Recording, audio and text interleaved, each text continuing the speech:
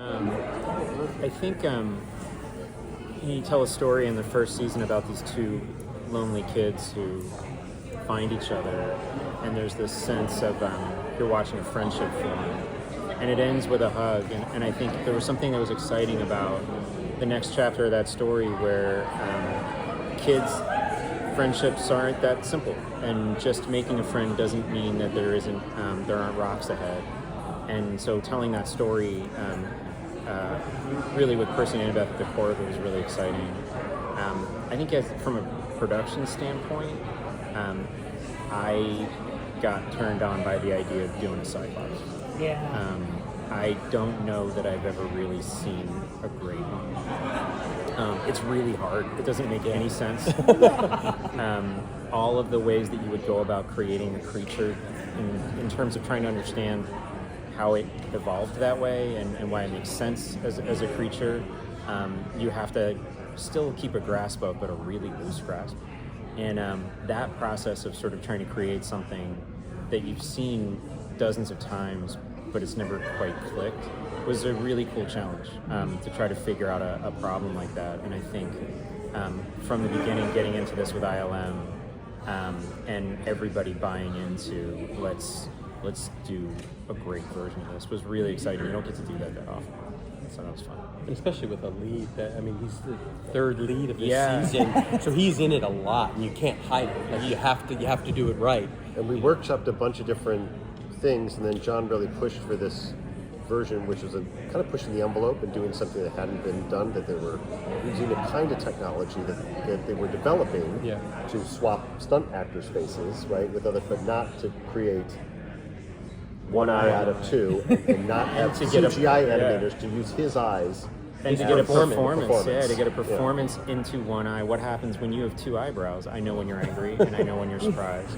When you have one eyebrow, the math is entirely different. And so what I hope will look totally organic on screen, and very quickly you'll forget that it was an effect, was just a pretty significant mountain to climb. But it was fun. Those are the things I think that making this show you get to do that a lot of shows don't really get to play in that playground. I would never have thought about that with an eyebrows like that.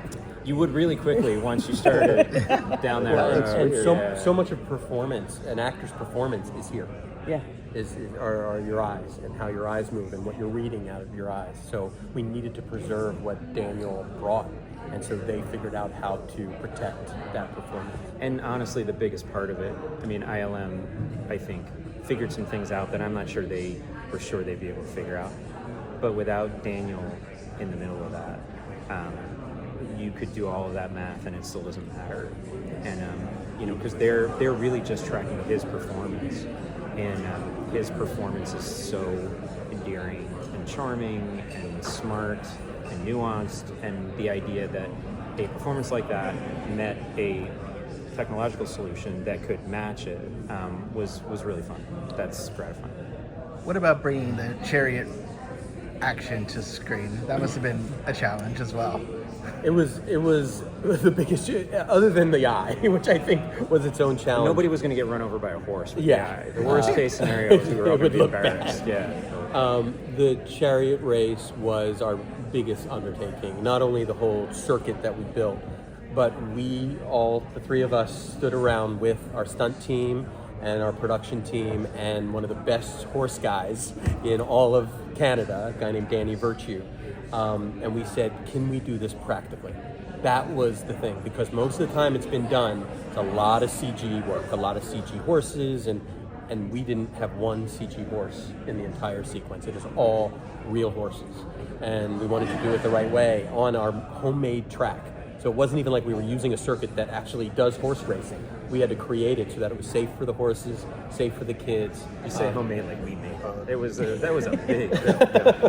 And we had to get the horses from the Calgary Stampede. Yeah. Right? And they had to train these horses for months to make sure that they could handle this track.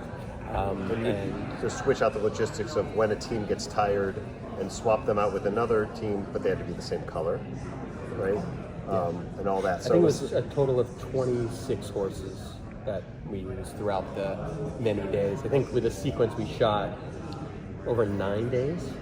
There's We were really 9 worried days. about horses getting hurt. I remember that was Yeah. one thing like Jim Rose said. He goes, "Guys, a horse is going to get hurt. Like, we're going to have to accept it." And then we didn't happen. So That's good. that was good. 'Cause normally what happens is like if the chariot gets too close, the horse gets too close to the chariot, which sometimes can happen if they stop a certain way, and that's where they worry about the horse's legs. But everybody was so professional, and not one single horse was hurt. And the horses had a blast. They told us the best times.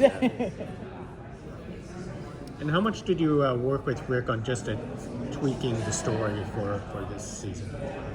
I mean, Rick is in the room, right? And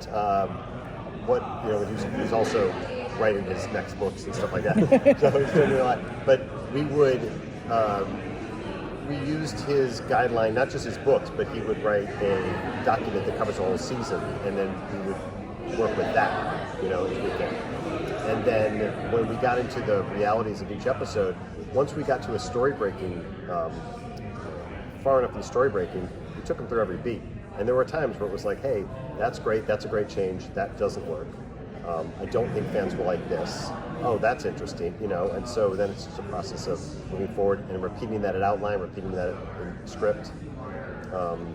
We said this from season 1 that he always, it's an opportunity for him too, right? He wrote these 20 years ago, so when we're evolving this, he has the opportunity to look at his material again and say, oh, maybe I would have done this a little differently. Oh, I would have adapted this.